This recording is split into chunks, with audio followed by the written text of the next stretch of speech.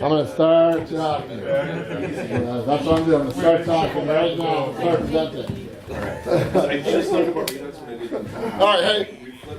I think I know most of the people here, so there we go. All right, so this is basically, I'm going to do some slides and a quick demo that's basically part of a daily training that I give on this topic. I actually gave it on Friday. So the goal, the objective.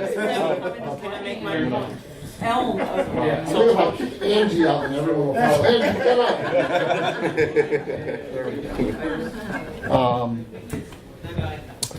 Yeah. So really, this is focused on like fundamentals, like understanding the bricks or the foundation of this thing that everything else is built upon. So if you get this stuff, you got a good kind of launching platform for the rest of the config system. And comfort with common workflows. We'll touch on this a little bit, but not get too deep. So here, let me go back. So, one of the goals for when I give this as a 45-minute presentation is to kind of take the fear out of the config system. So I'm actually going to show you how config is handled internally in the database and in files, and how some parts of it are actually really quite simple, and some parts of it are not, and like where some of those big pitfalls. What's holes? Pit holes is not a word, is it? Pitfalls or pitfalls, one or the other. There's a word. Potholes, there's a whole word I'm thinking of that's not the one you're thinking of now. Okay. Okay, so the first rule of the config system is talk about the process. Because really, configuration management in Drupal is 75% process, 25% technical. Meaning that if you're alone on a project, and you're the only developer, you're the only one touching code or config, then configuration's easy. Because no one's going to mess with your stuff unless you're like Mr. Robot and there's two personalities in one body and you're fighting against one another. But if you're the only one, then you don't have to worry about someone else screwing up your stuff. Where configuration gets tricky is when you're in a team environment, right? It's when you're doing config and someone else might be doing config, maybe on local, God forbid, maybe on production or somewhere else, and then you have to merge that config. That's where it gets tricky. And it's less of a technical issue and much more of a process issue. It's much more of the team has to decide on how we're going to handle config. We're going to use the tools that Core provides us, but we've got to have like that process. We've got to have rules about how we're going to do it. One of my favorite rules that I try to convince all of my clients of, and I normally do it with dollar signs in their eyes, is say, let's lock down config on production. Let's make it so that you can't mess with a view on the production site. Because if you can lock that down, and there's a module that does it, it's called config read only. If you can do that on production, then that basically means that if you're doing config on local and you push it up to production and import it, you're never going to overwrite any config. Right? Because there's no custom config on production at that point. So there's little things like that the team has to decide what are our configuration process rules. If we all abide by these, we're probably not going to lose config from silly mistakes. We're probably not going to have a whole lot of config conflicts. If we can all agree on the rules, then the config system becomes, I'm not going to say easy, but a lot more streamlined. All right, so I'm talking ahead of my slides a little bit. The second important bit about the config system in Drupal 8 is it's all or nothing. So how many people use features in D7? A few, right? So features in D7, what do? You define a new feature, right? You go to the interface and say, I'm going to define a new feature. I'm going to call it, this is all of my image gallery stuff. I've got a content type, I've got a couple of image styles, maybe I have a text format, maybe I have a view, maybe I have a panel, page. I have all this configuration around the image gallery. I'm going to put that in one feature. That's not the way Drupal 8 works. Drupal 8 configuration, one big feature. Simple as that. All of the configuration is in one place in Drupal 8. You don't have to silo your configuration into different features in Drupal 8. So when you're importing config or you're exporting config, it's all or nothing.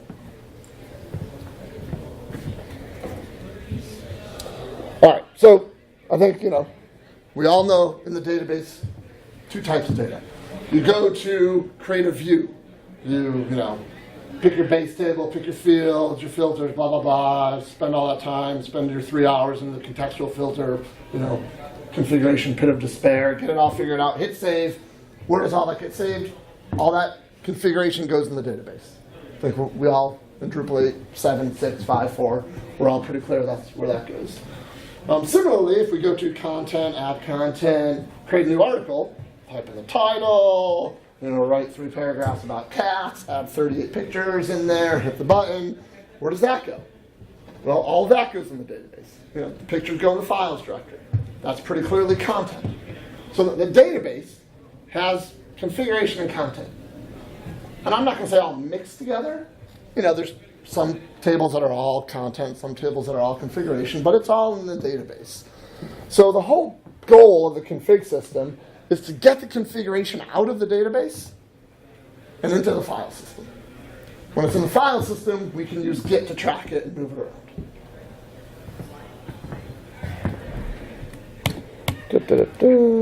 So ideally, and this is kind of one of those, process rules or best practice, or for the sake of, the next 42 minutes now.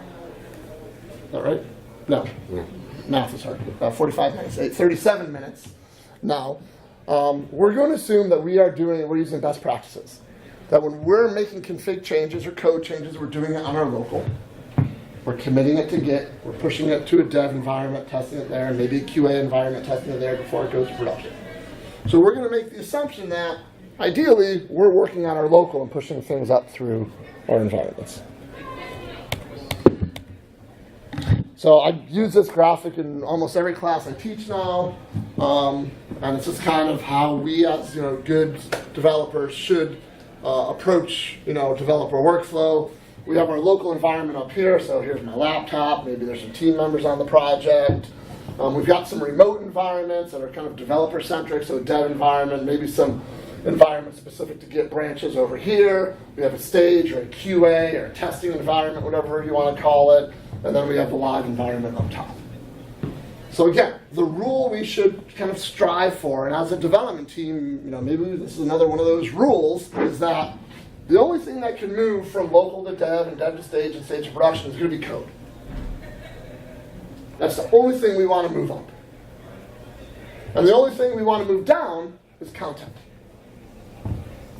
The articles, the user profiles, the cat pictures, all that's content.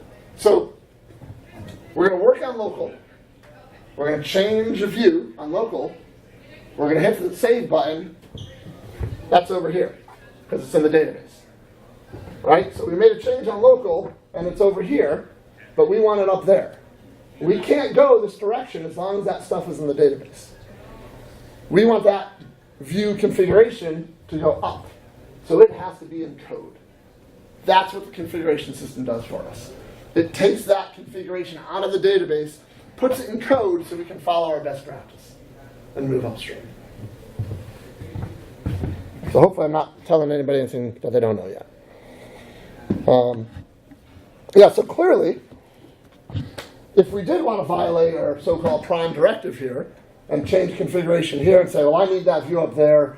It's a really intricate view. I don't want to have to go on production and click, all of the views, buttons, and dials and stuff and recreate it. I might make a mistake. I'm just going to copy the database up there and be done with it.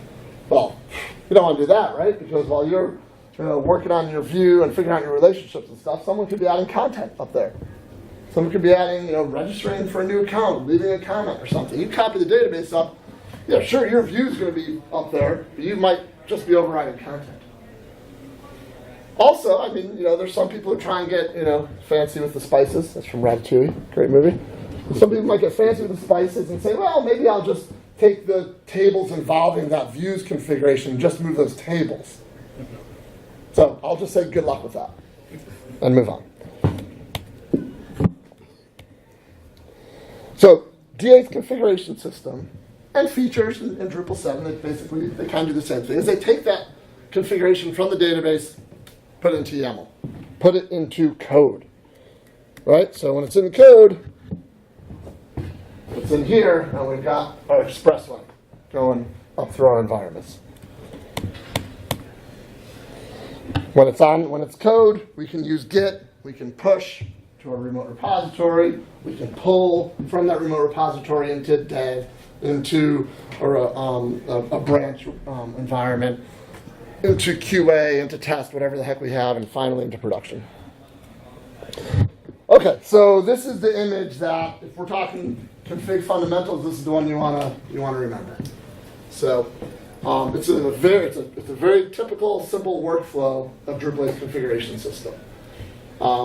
Here's your local. So consider this bottom row.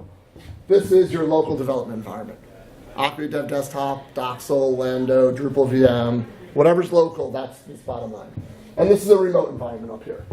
So because I'm going to do my demo on Pantheon, let's just call this our Pantheon Dev environment up here. So you have a task. You're given a task, create a new view for our site. So we're going to follow our rules, the ones I've outlined already. We're going to work locally, push that up. So we're going to do our work in the Drupal UI, create our view, hit save, boom, that view is somewhere in the database. Well, what we're going to do is we're going to, and I'm going to demo using drush commands because I think they're probably the best way to manage config. You can do some of it through the UI, but not all of it. Well, actually, you can do all of it, but it's much easier to use drush. I'll leave it at that. We can run this core drush command called config export. And config export, I'm going to actually show you the database tables and the files in a second here. But basically what this does is it takes the configuration out of the database and it writes it to files. That's all it does. And when I show you the guts of it, it's ridiculously simple what it does. It's kind of funny compared to config import. So we get export, and we're going to call this, or we're not going to call it. It is called the active configuration. So by default in Drupal 8, the configuration in the database is the active configuration. Active meaning when you save, hit the save button on your view, it gets saved in the database. When you load that view to view it, the configuration for that view comes from the database. So the active configuration is where the Drupal is reading and writing the configuration from. When we do config export, this is basically just a snapshot, basically, of what's in the active configuration. And I'm going to call this let's call this like the sync directory. So it's a directory, you can call it whatever you want. Most people call it config. But we're going to call it's the sync directory, SYNC for synchronization. So we do our export, we write out our YAML, it's a bunch of files. Git says, hey, dude, some files have changed. You might want to commit those. Heck yeah. Do git add commit. It's in our local. So anytime you do an export or an import, at that moment, the config in here, our active config, and the config in here, the files, is in sync. Has to be, because it's a copy. Right? So when we do a config export, literally what's happening is, Drupal deletes all of the files in config and rewrites them based on what's here. All or nothing. Anytime you're not doing a config export for a single configuration, you're doing a config export for all of it. So you do config export, and you can actually see it happen if you have like a Finder or a Windows Explorer window open.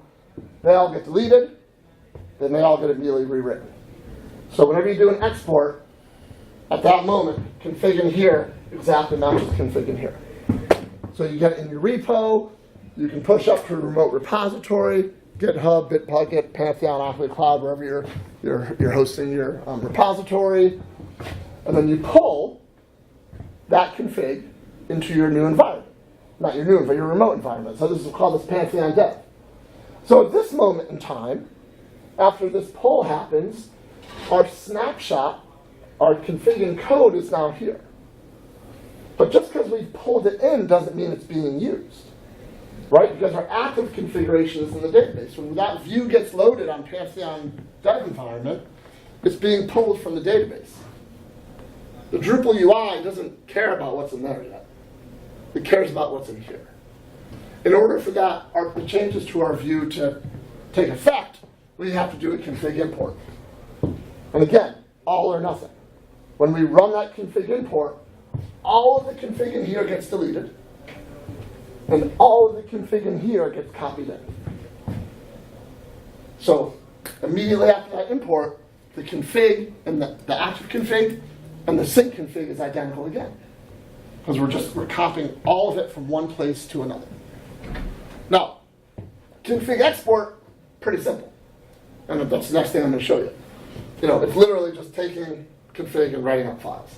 Config import, that's the workhorse. Because think about what could potentially be happening. You can create a content type. Let's say, for example, down here. Right? And if you create a content type and look in your database, after you create that content type, you've got all kinds of new tables. You've got field storage tables, you've got field instance tables, you've got node tables, you've got view mode tables for that content type. So when you're creating content type, Drupal's creating tables for you, behind the scenes. All those tables, all the configuration for that content type ends up in here, which ends up in here. So if all config import did was copy config from files to the database, sure, the config is going to be in the database, but that content type is not going to be there yet because those tables aren't there yet. The system doesn't know about it. The system doesn't know about it, exactly. So the config import is actually, this is the brainiac, and this is kind of the dimwit down here. And this is simple and easy. On this config import has the brains to say, oh, I'm importing a field base or field storage config. Does that database table exist? No. I'm going to create it.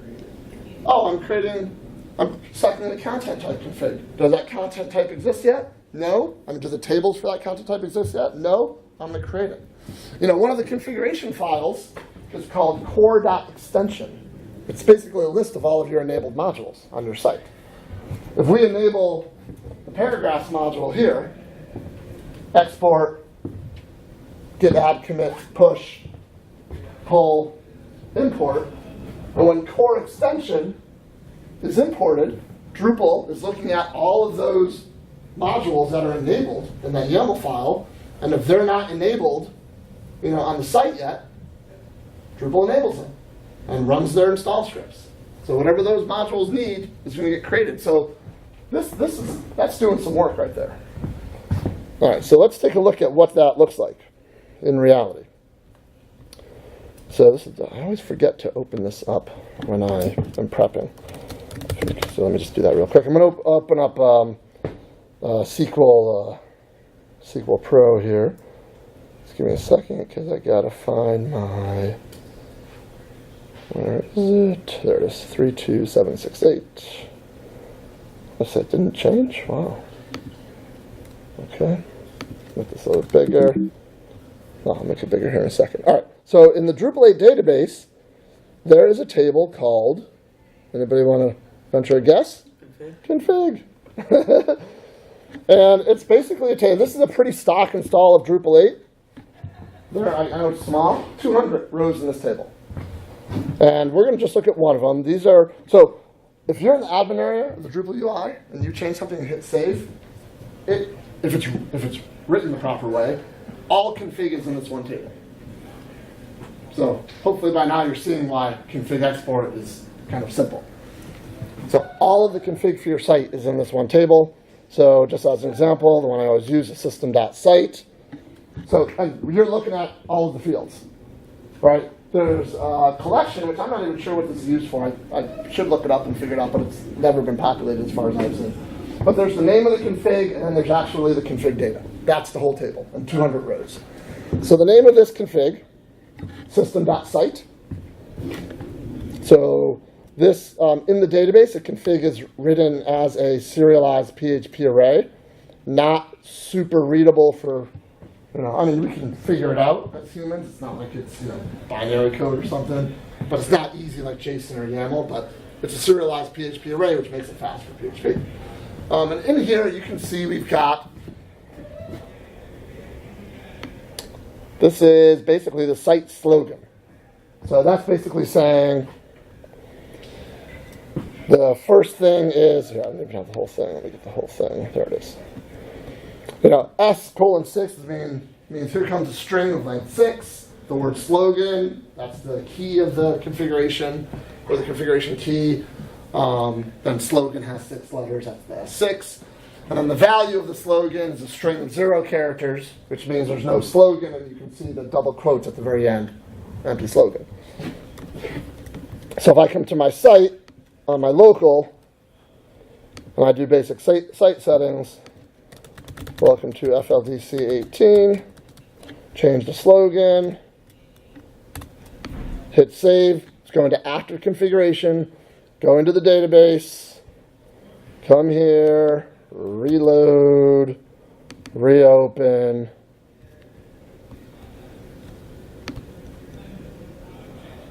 So that's where our slogan gets saved. Okay, so pretty straightforward so far. So like I was saying, all that config export does is exports all the configuration from the database to the config directory. And when I'm saying the database, specifically this table. So the PHP code for this is if you've written PHP with the database query, it's select star from config, and then for each row, write a file. The name of the file is zoom in on that. Is the name of the configuration with a .yaml. So we're going to see a file in a minute called system.site.yaml. The contents of that file is the configuration data converted from a serialized PHP array to YAML. That's all config export does. So let's see that in action. Let's do a config export. So if I come over here, make this bigger, I'll clear it out so it goes up high. I'm using Doxel here, so that's where the word fin comes in. You can ignore the word fin, it's just a config export. And I've already done the initial export, we haven't had a whole lot of time. So you see the only thing that's changed in my configuration since the last time I did an export, which was about half hour ago, I kind of reset the site. The only thing that's changed is that system.site file. Or that's the only configuration that's changed. So it's asking me, are you sure you want to export the configuration because this configuration file is going to change? I'll say sure. So now, if we go to our config directory, which you can specify in your settings.php file where it goes, there's a system.site.yaml file, just like I promised. And I'm not even going to open it, but much readable than a serialized PHP array. Much more readable. And the slogan is, there's our new slogan. So that's all config export does. Reads that table, outputs 200 YAML files. So we are, what have we done? We've made a change here. We've done our config export. All our snapshot is in here. At this moment in time, the config in here better match the config in here. Well, we can confirm that. That's what this page does, the configuration synchronization page. I should have shown this before I did the config export. I missed that step. But this basically is confirming that if you're clean, that means that the directory, the active configuration in the database exactly matches the configuration in the sync directory. And I'll make another change so we can see a difference here in a minute. So let's go through that whole diagram. Let's do our Git stuff now. So you can see we've got one change.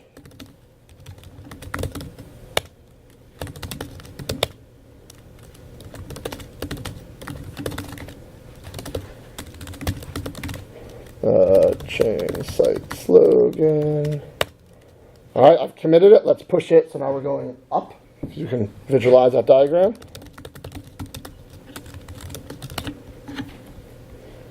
There's our Pantheon dev environment. We'll watch that come in, hopefully, as long as I'm connected and everything. There we go. So we should see this update in a second.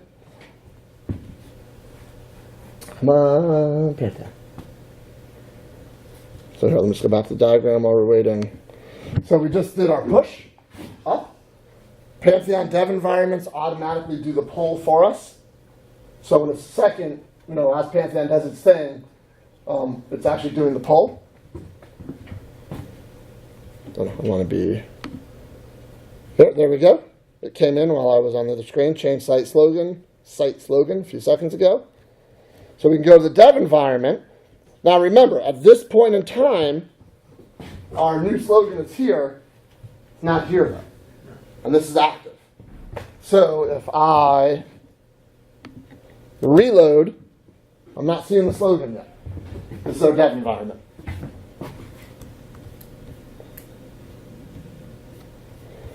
In order to see that slogan, I'm going to have to do that import. Before we do the import, though, let's look at the sync page on Pantheon Dev. Because at this moment in time, the active configuration does not match the configuration in the sync directory. We have something that's changed. This page can be confusing until you learn how to read it.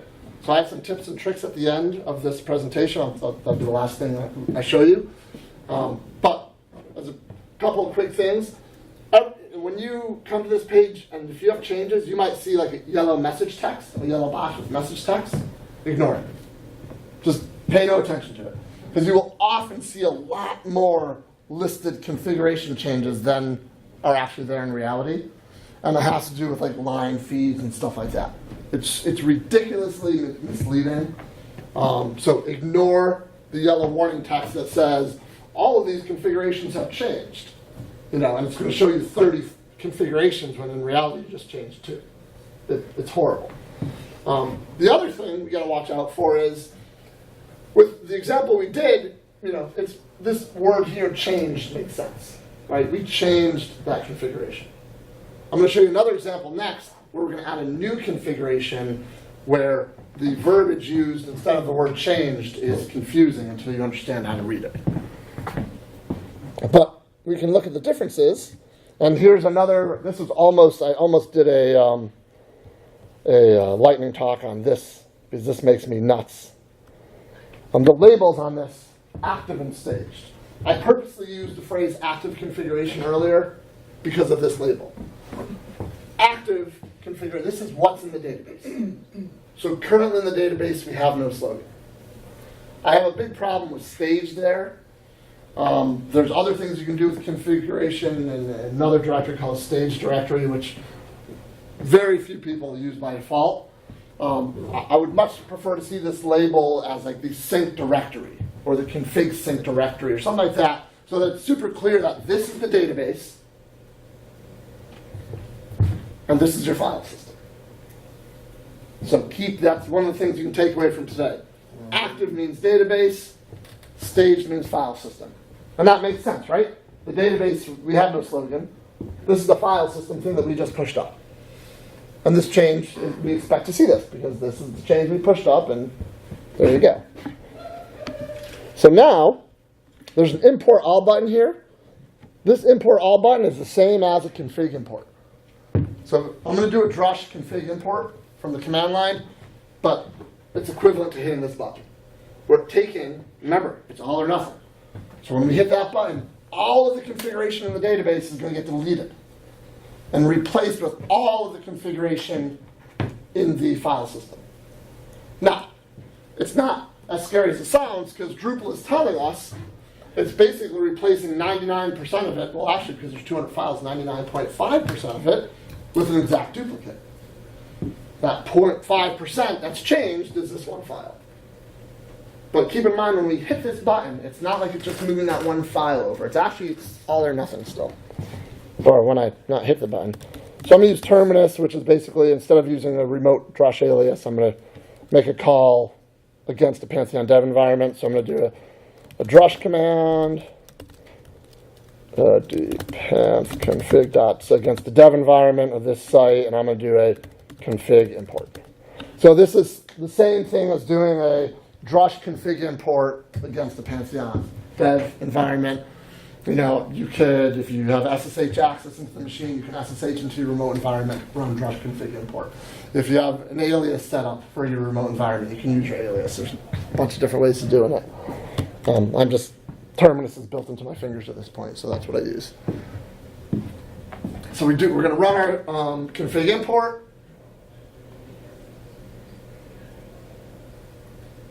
And it's saying, hey, this is going to change. It's it's going to get updated, which we expect.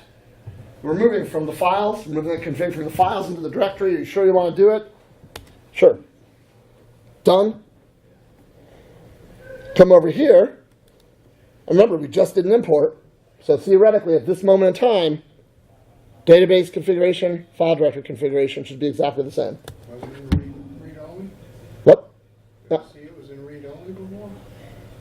That's just the file system, not Oh, the the. files was, okay. Right. All right, so I refreshed. Everything's synced up.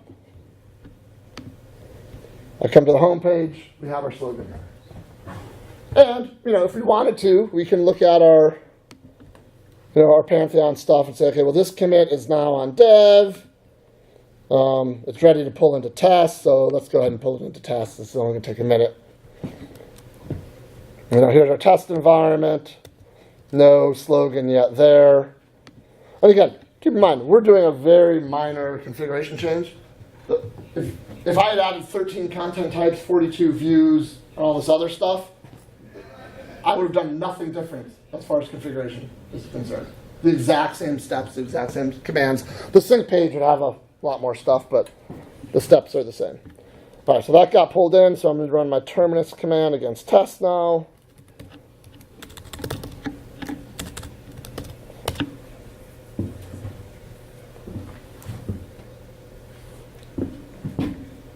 This session's like a sprint for me. I keep cutting stuff out, and it's... All right, that's done. Come to our test environment. Do a reload, and we should be good there. Okay, there's our slogan. Okay, back to the slides.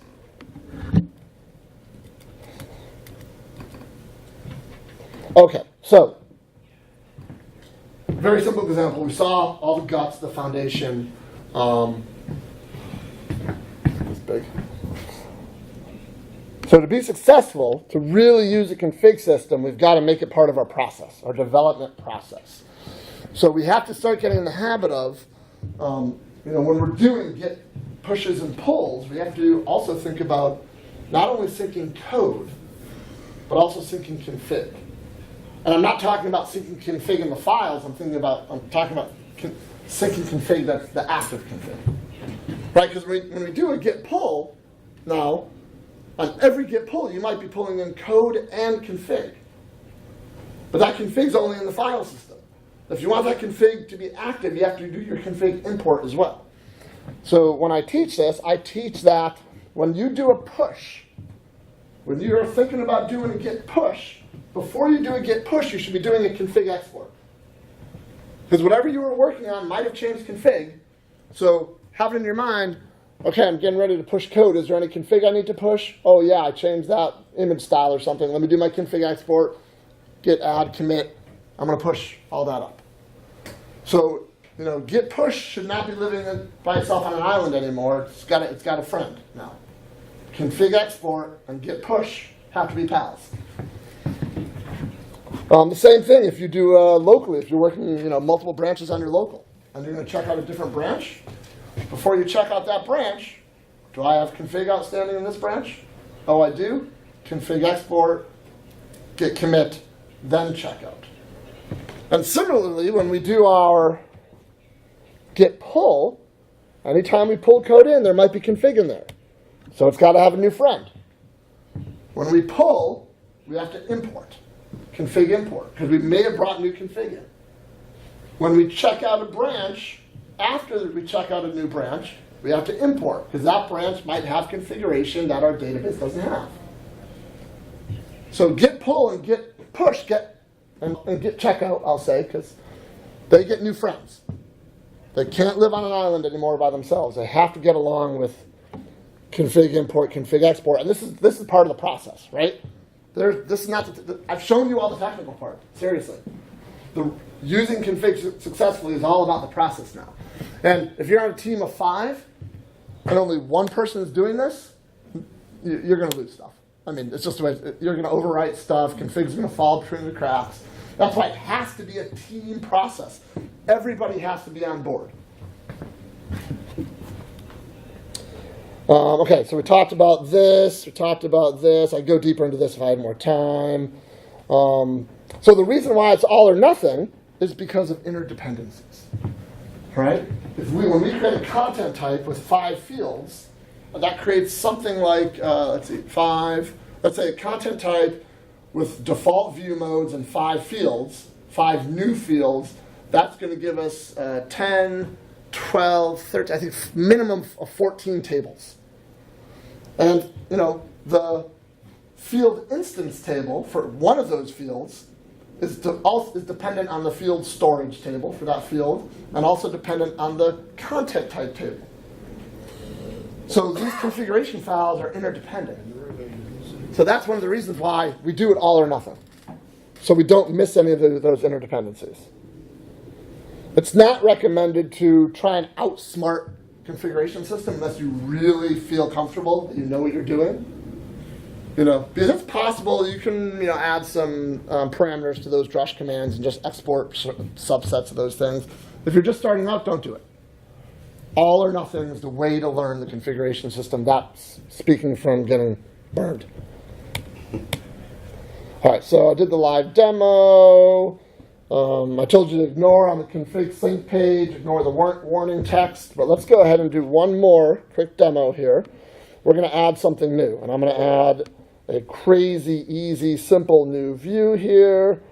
We're going to call it users, and I'm just going to do the minimum amount of stuff I need to do just to create a view. Save and edit. All right, so we got a brand new view on our local. Obviously, it's nowhere else. Now, if I come to config sync, okay, here we go. Well, what the hell? I didn't change. The val is not even enabled. Well, what the heck? It's crazy town. Ignore the yellow text. Now, make this bigger because this is where things can get confusing, I feel. Oh, where'd you go? Oh, golly. Are you there? There we go. Okay. We've created a new view. And yet it says the configuration has been removed. Makes me nuts. Makes me nuts. Until you understand how to read this page. It's very simple. You read this page in the context of this button. What will happen if I click this button? What will happen if I take all of the configuration and files and import it into the active database? In that case, our view that we just created that only exists in the database, if we import all, this will be removed. Right? Because it's only in the database. It's not in the files, and we're going to copy all the files to the database. It's all or nothing, so we're first going to delete all the stuff in the database, which includes this. So if we click this button, this will be removed. Completely counterintuitive to, what you think when you first see this. Similarly, actually we'll see it in a second, so I'm not going to say it. It's basically reverting back to what you had before. It's a revert. Yeah. But it's just written. This page just makes me. It would be nice if they said one removed on import. I know. One created on export. I can think of it as being removed from the current sync. The sync relationship has been removed. I guess. It's all relative to the import. Yeah, I mean, I'm with you. I understand what you're saying. For me, it's easy to be like an if-then statement. Mm-hmm. If I import all, then that gets removed. Yeah. It's saying the same thing that you're saying. But I should have a session one of these days where we can just basically just a support group for all of the little labels that make me crazy. Or submit a patch. Yeah. You know what? There's one. Okay, never mind. Because I got 5 minutes left. So. All right, so let's just do clear. Clear. Okay, so I'm going to do this fast. So fin, drush, config, export. So we're going to get this up to Pantheon real quick. So we're going to export all of our config. We're going to see a new config file is going to be created. It says create. Git /config git commit -m config created users view git push origin master. could create your own module and just go ahead and do a form alter on that. I could. There's a lot of those little modules I can make. Really bothered you. The other one that makes me crazy, and I tell all my D8 students, is I want this menu to be just fieldable entities. Just show me users, block types, comment types, contact form. Most of this is fine, but there should be one place where all of your entities are. The fact that I have to go here. Yeah. It's just stupid. I don't understand that to this day. Anyway. The fact that it's not under the people menu either. Yeah, I'll get over. Well, no, I won't get over it because it's been years now, so I'm clearly not getting over it. All right, so while we're doing this, I'm just going to pull into test as well. All right, so now let's look at. We're going to see the other side of the coin with this config sync page. Now we have a new. And again, until you understand how to read this page, you're saying, "Oh, I've got a new config," but this view doesn't exist yet. It's in the sync directory only. It's not in the active configuration. Again, if I import all, then I get a new one. So read this page the right way, and it'll make sense.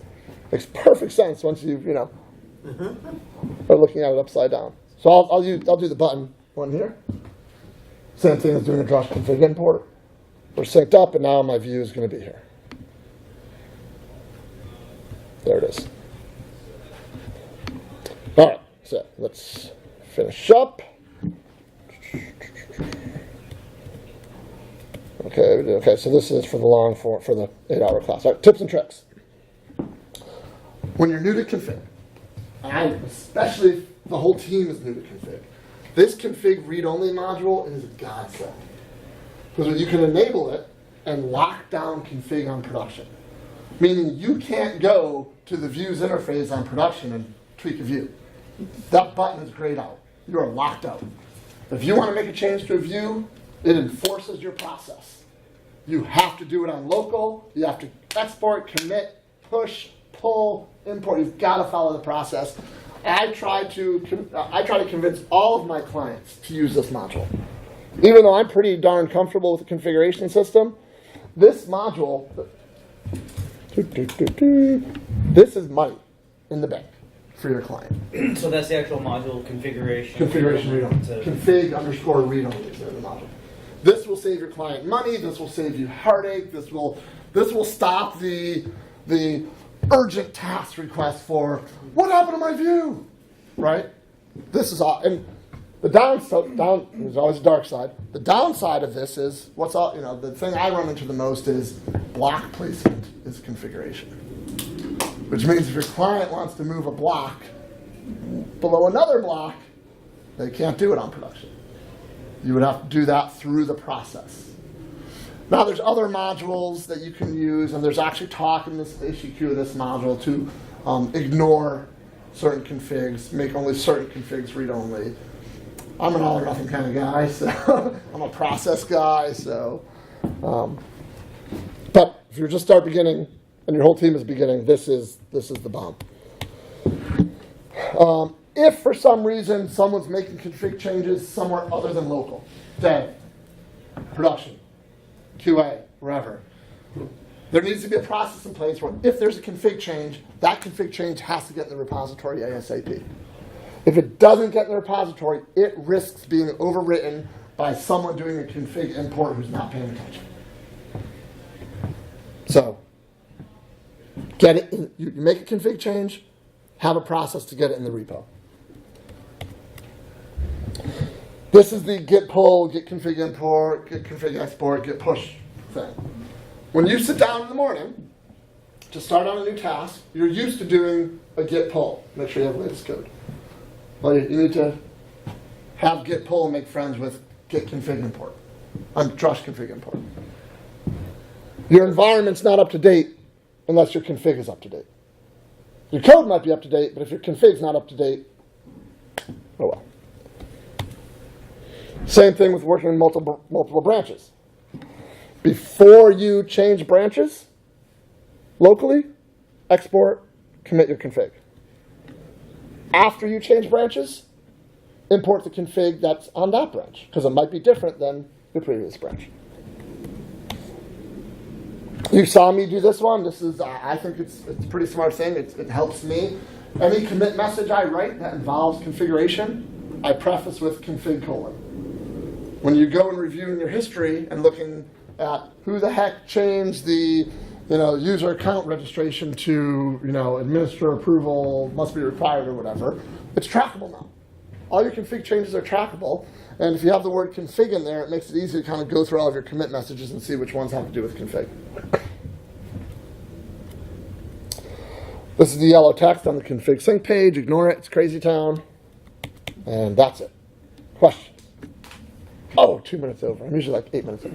Yeah. What about configuration management? Say, locally I want to enable Devil. Config split module. I cover that in the full day.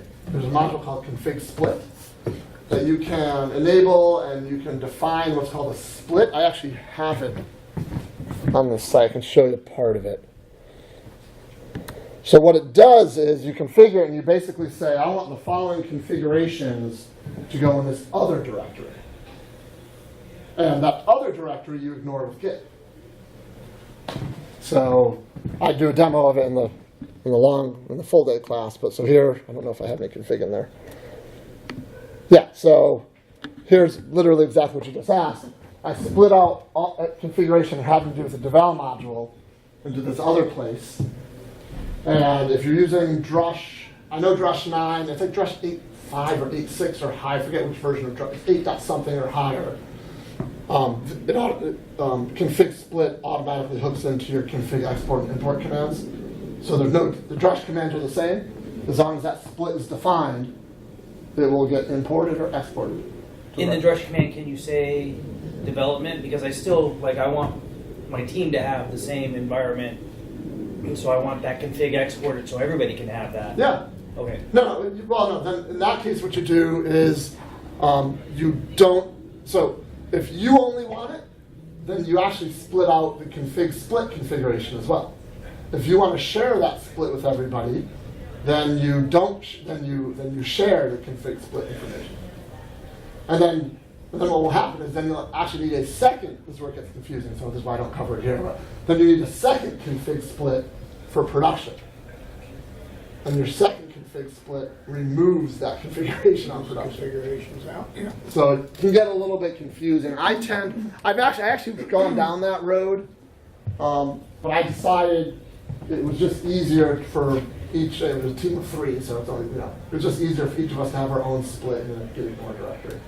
Why not? It was just less. We were still kind of learning. It was just less overhead. It just seemed simpler at the time. But you can do what you're asking with config split. Did I answer your question mostly? Mm-hmm. Okay. There's a couple other config modules out there. There's one called config direct save, which from the UI, you can save config to your config directory. There's an export command in the UI in core. Anybody know where my, oh, it's right here. This is it. You can export config from here, but when you hit this button, it doesn't export it to the config directory. It exports it through the browser to your downloads directory. Then you've got to export it, move it into your config directory. There's a config direct save module, which will export directly to your config sync directory. There's another module called configuration suite, I think, which automates a lot of this stuff. I find it very scary. I will not use this module, but it's one of those things where anytime you save a configuration, it does an export for you immediately. Yeah. I mean, there's use cases for it, but I'm the control freak, so I don't like stuff like that happening. I'm like, oh no, don't do that. Okay, so, all right. More questions? All right, lunch will be here about 12:45. So get some drink, eat.